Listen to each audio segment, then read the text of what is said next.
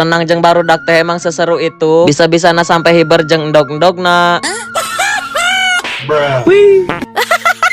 Aktivitas budak bujang sapopoe di lembur. Halo guys.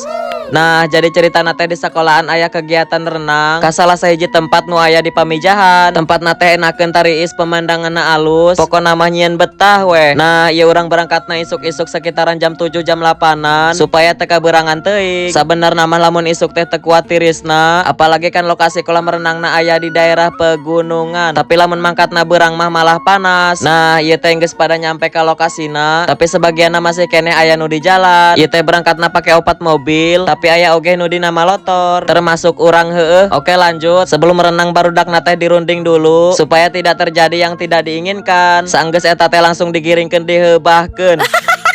Untuk KTM per orangnya urang teh teu apal karena ini semuanya digabrodin.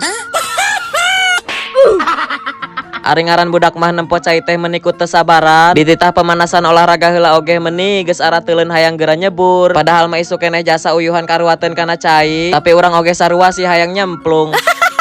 Sumpah demi naon cai na teh meuni tiis, langsung karasa pisan nyelecepna kana si Iki.